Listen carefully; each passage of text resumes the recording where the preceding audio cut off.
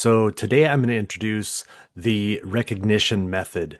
And this is the intensive course. With clients, of course, I go much deeper and we really flesh things out and get a lot more depth into it. But this will give you a really solid understanding of the recognition method. And in a nutshell, what this will help you do is speak with clarity and a deeper understanding of your prospects' struggles and their inner thoughts. And it will allow you to align with them much quicker because this method aligns with the way that humans operate. Instead of the basic marketing methods, which you'll see here in the first module, that typically fail for an industry that is like transformation coaching. And this will help you create content that's different and speaks with much more clarity, much more authority, to where you immediately have that alignment and that connection that takes a lot of people much, much more time to get. So let's just jump straight in. So here we are. This is module one, the recognition method intensive. And today, in this module, we're going to talk about the psychology of recognition. And this is going to even be your own transformation by learning how to create recognition, which is the ultimate alignment, if you want to say. So these frameworks that I'm going to be sharing with you are going to really help you transform how prospects see you. And I want you to really acknowledge something important right off the bat, that you're here because despite your expertise and despite all of your effort, you feel invisible in the marketplace. You're not getting the results that you want. You're not making the sales you feel that you expect.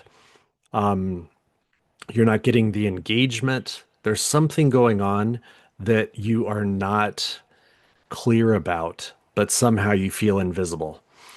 So if that statement creates recognition in you, you're exactly where you need to be. What you're about to discover will shift how you approach client attraction forever.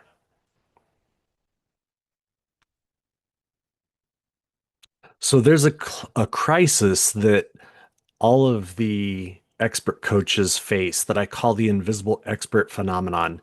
So picture this and see if it feels familiar.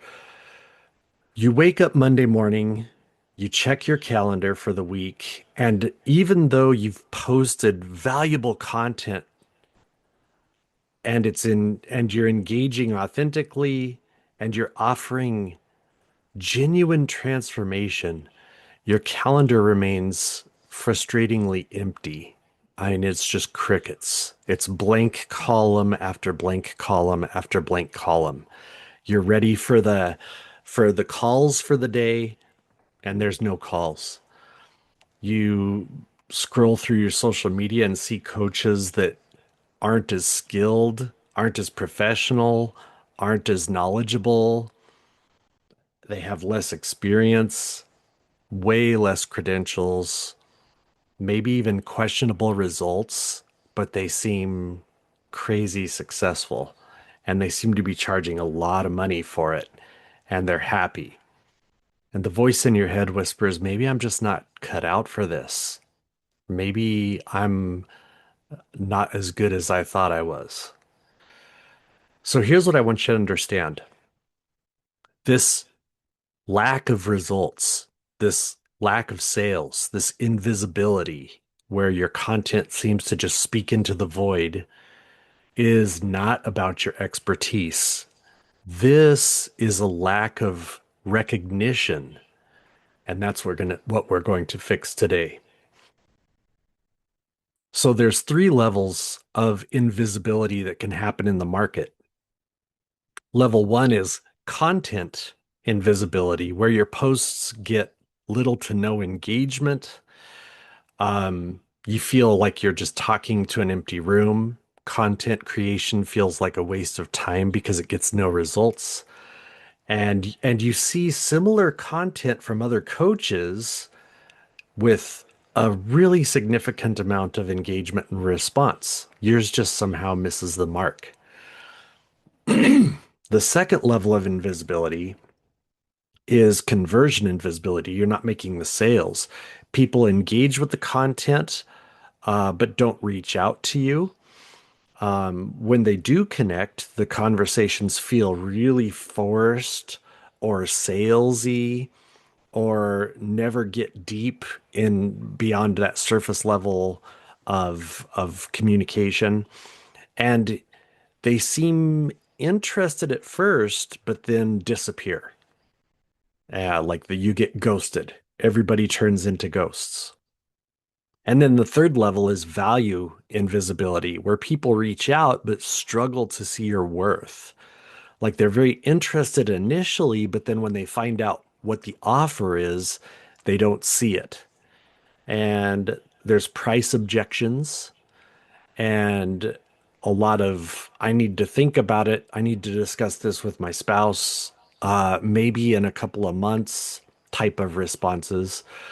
And you seem to be competing on price rather than on transformation.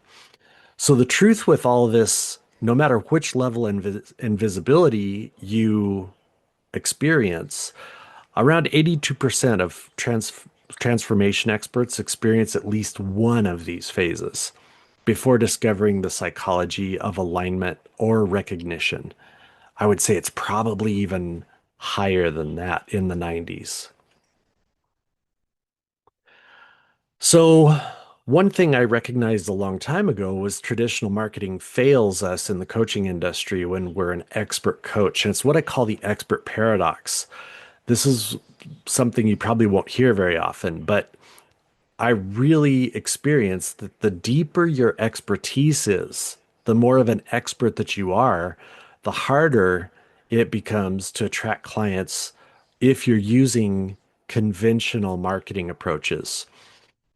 And the reason for this is because traditional marketing assumes that your prospects think like beginners. But if you're an expert coach, you naturally communicate at a level that creates distance rather than connection if you're doing traditional marketing. People don't think like, oh, I need an expert.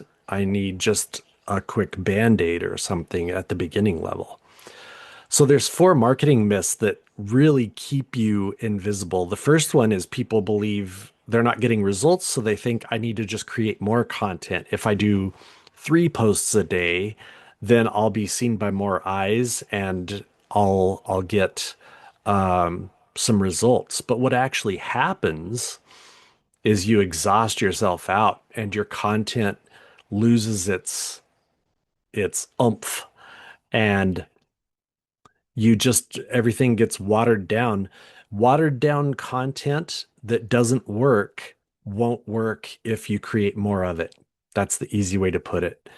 The second myth is that maybe I need to model myself out of somebody who's more successful. I'll find a coach who's doing really well and I'll model myself after them. I did this with Tony Robbins and a couple of other people. I just modeled their marketing methods and then what I found was the problem with that is that I compete directly with them. If people hear something from me and they hear the exact same thing from Tony, they're going to go to Tony because he's the proven expert who's got all the followers and all the hype. And I'm just a alternative to the real choice. And so that doesn't work. Myth number three is that, well, I need to just share more of my credentials and talk a lot more about my results and client experiences. And so credentials definitely create respect, but not connection, not recognition. And so what actually happens is people see you as an expert, but they don't feel personally understood or seen, or that you can actually help them. And that's what actually drives buying decisions, is when they see you as the one that understands them and has the solution that they've been yearning for. And then the other myth that I see all the time is people feel like it's their sales process that's wrong, and that they have to elevate their sales skills, and they got to be better at convincing and persuasion, and they've got to be better at objection handling and better at creating urgency and this type of thing. And the thing with that is, it just makes you seem like a salesperson.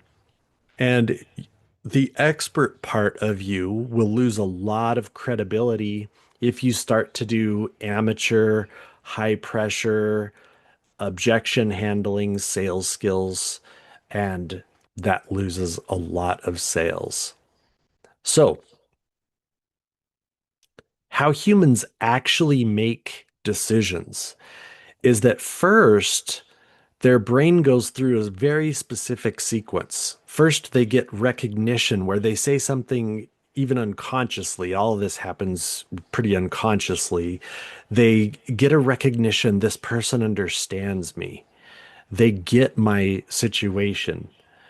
And then with that, immediately they get a sense of relief, like, oh my gosh, I'm not alone. There's somebody here who gets my plight and they understand my struggle. And that relief opens up a possibility that somebody else has gone through this and they understand a way out that I have yet to discover. There might be a different way to solve all this. And so that happens really quickly. And then they they earn trust that I believe this person is the one who can guide me out of this deep hole. And then there's a commitment to it, like, this is what I need to do. I need to go with this person. I need to follow them. I need to learn from them. I need to implement their technique and skills, and they are the obvious step to go with. So, traditional marketing, you can see in this list of how humans make decisions. This is human nature decision making. Traditional marketing goes for the trust aspect and the commitment aspect. They shoot straight for number four and number five. And what I'm teaching is the recognition first principle that goes for one, two, and three really quickly. Validation, normalization, and then possibility. Does this person understand me? Is my situation normal? And is change actually possible? Because if people don't believe change is possible, they're not going to trust you and they're not going to commit to working with you. If they don't get any relief, they're not going to jump to number three where they believe change is possible. So that relief is powerful because they think their situation is unique and they think that they're isolated in a hole by themselves, the only one that's ever dealt with this, and that they're afraid of maybe being a fraud or being an imposter or not being good enough and all of these things. So when you normalize that situation, there's relief. That opens up the opportunity for change to actually be possible. And if you never validate the person and they never feel seen or understood, and they never feel companionship or support that you get what they're going through, then it doesn't allow for the validation or for the normalization process, the relief to happen. So, all of these are very, very important. So, if you ask yourself, um, does this person understand me? Is my situation normal? Is change actually possible? If they answer no to any of those questions on an unconscious level, this happens very quickly in the unconscious, then nothing happens. They scroll past you in an instant. Imagine like when you're scrolling, if you see something, you listen to the first 5 seconds of it and you're like, "Pff, no, zip," you scroll past. That's how quick it happens. When the answer to all three of those questions is yes, even on a unconscious level, they feel seen and understood and then have hope that change is actually possible. That's what I call the recognition moment, where they recognize there's immediate alignment, interest. They're attracted to the charisma of the possibility of being free of the struggle that they're experiencing.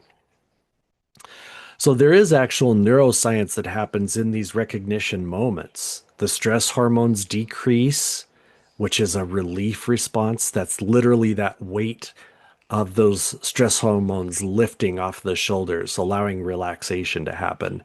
Dopamine increases, which is a possibility activation, like an excitement, like a hopefulness. And then mirror new neurons fire, which is connection and trust building, where they go like, this person might just be the answer, and they're willing to listen to more. And in our industry, in today's age of scrolling quickly through things and short attention spans, that is where the magic lies. When you get to the point where the mirror neurons are firing and there's actually interest and connection and willingness to listen to a little bit more, that's magic. You can't pay for that. So, and then the decision making clarity is boosted and there's less like internal talk. The trust relieves them of all of that stuff, and it's very easy to make a decision. Even if that decision is no, they still see you as a person they're interested in listening to who has solutions in unique ways and understands their plight. And that is rare. That's so rare in our industry to find. So, this is why some coaches seem to be able to charge anything they want and they get no objections and they have tons of happy clients, and others can't give away their stuff. It literally has nothing to do with expertise. It's just that recognition, right? So here's an exercise to audit where your recognition level is at with your audience. So for each of these, answer 1 through 5, if you're rating it, where 5 is absolutely true and 1 is not true at all. For your content recognition, you rate my content creates immediate, that's exactly me responses. People comment saying I've described their exact situation. My engagement feels authentic rather than polite. That's an important one. Matter of fact, you will find the more you follow me and listen to my content, the biggest thing that I preach is be authentic. Don't try to say what you think people want to hear, but stay authentic. Be yourself, talk like yourself. Don't model after how other people talk. Don't model how I talk. Be yourself and stay authentic. So, still rating 1 through 5, the conversion recognition. Prospects reach out saying my content spoke directly to them. What is that 1 through 5? Discovery calls feel like alignment checks rather than convincing sessions. People often say, how did you know exactly what I was thinking? And then value recognition.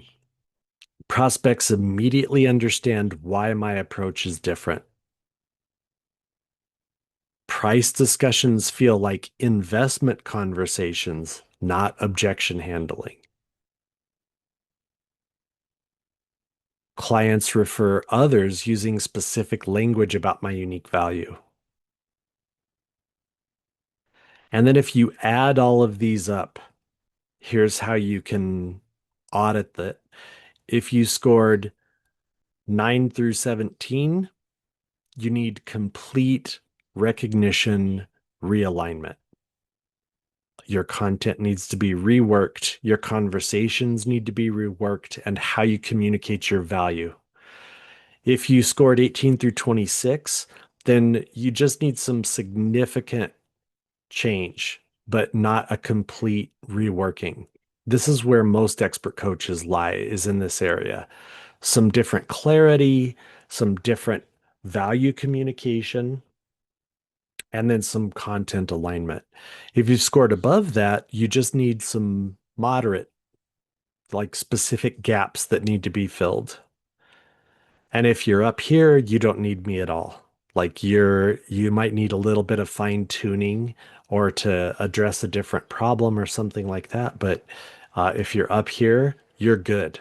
Like be off and enjoy your success. Chances are, if you're watching this workshop, you're probably not up here. So here's what your score reveals. We just talked about that a little bit, right? It's the expert's dilemma. Remember, it's a reflection of this isn't a reflection of your capabilities, but it's a positioning problem. It's an alignment problem. It's a recognition problem. And so that is what we're going to focus on. The recognition transformation framework is 4 specific pillars. And so in the next 3 modules, we're going to talk exactly about these different pillars. The module 2, which I'm introducing next, is going to be the validation precision, which creates immediate recognition through specific language patterns that mirror your ideal client's internal experience. It's really, really powerful. The second pillar is the transformation fingerprinting, which defines your unique identity shift that you facilitate that no other coach can replicate. Just like your fingerprint right there, it's unique to you. And that sets you apart from all of the other competition. The third pillar is relief based positioning or relief based alignment, structuring your message to create psychological safety that eliminates resistance. And then natural invitation creation, which is organic conversation paths that feel obvious as the decision to make. So the next steps are obvious rather than handling sales pressure and having to be better at sales and convincing and persuasion and things like that. So, what changes when you master the recognition method is you get much higher engagement with maybe even less time investment into content creation. I would say easily less time investment into content creation. The comments shift from polite to deeply personal, people going like, thank you for this. It meant so much. It was perfect timing to hear something like this. It was like you read my mind or you knew exactly what I needed next. And the DMs will change with people literally just reaching out saying, I need to work with you. Where do I throw my money? What do I do next to work with you? You'll notice changes in your conversations where there's a big reduction in objections and ghosts. The ghosts will disappear, and instead, you'll have earnest conversations. You'll also recognize that people will arrive in the DMs pre-sold on your approach. They're excited to learn what's next, how do they get involved, and what do they need to do to sign up. And conversations feel like alignment checks instead of convincing sessions. The typical sales call or sales conversation, because I don't even do sales calls anymore. I do quick conversations in the DM. And those conversations are to do an alignment check. They're checking to see, can I help this person? Do I want to work with them? Do I like them? Are they interesting and cool enough that I want to work with them? If those answers are yes, then we move forward. I'm not convincing, I'm not objection handling, I'm not trying to talk and persuade people into working with me. Those days are long gone. And other changes you'll notice in your business, you'll be able to raise your prices, but experience even less resistance to sales conversations. The calendar will fill with clients rather than with prospecting trying to gain yeses to your offer. It'll just fill with clients. I don't have any sales calls. So my calendar is only full of my clients. The only thing that is on there other than that are when I'm doing interviews with people or when my mentors, because I still pay mentors and have mentorships as well. When my mentors are having calls, then I'm on those. And then you work only with ideal clients. You get to say no to people, partially because you get to raise your prices so you're not desperate to work with everybody who looks at your stuff. You get to work with only the ideal clients. That's what this alignment check is all about, who value your expertise and the transformation you're offering. So, and then in your life, you also get changes like freedom instead of constantly having to do content creation and stay consistent and post, or have sales call after sales call after sales call. Your confidence builds because of the engagement that you get and the connection you make through your messaging. And then this is maybe the biggest one of all. Your business supports the lifestyle you want to live. You want to travel. You want to have time off. You want to go spend time with people rather than I can't go do that because I've got my business and I have to post and I have to have sales calls or my business slides off a cliff and I have to start over from scratch. So you get a lifestyle instead of an all-consuming business. So, immediate action steps. Your recognition reality check is before we start diving into implementation, I want you to look at your most recent pieces of content, whether that's emails or stories or videos or just posts, and ask yourself, would my ideal client read this or watch this and immediately think this is about me? And if the answer to that is no, they wouldn't, something has to change.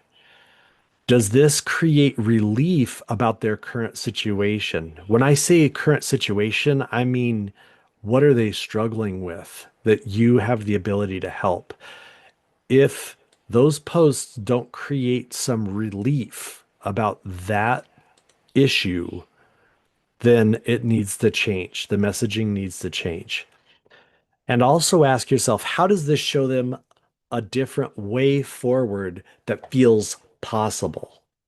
You have to be very specific in your content and your messaging when you talk about all this stuff, because if they don't see a way forward, you're just triggering them and making them feel bad, and then you're walking away. If you show that there's a different way to solve it that makes it possible, what I call proof of concept, right? It's that social proof or that proof of concept, then it creates a whole new type of prospect that leads into a client. You have to be brutally honest with yourself when you look at your content and audit it in this way. Don't fool yourself, because if you fool yourself into believing that bad content is good, you're just going to exhaust yourself out trying to do more and more of it instead of fixing it and getting actual results. So be brutally honest. That's my job when I'm working with people, is to be brutally honest, going like, this isn't what gets success. This isn't brutal honest, especially with yourself.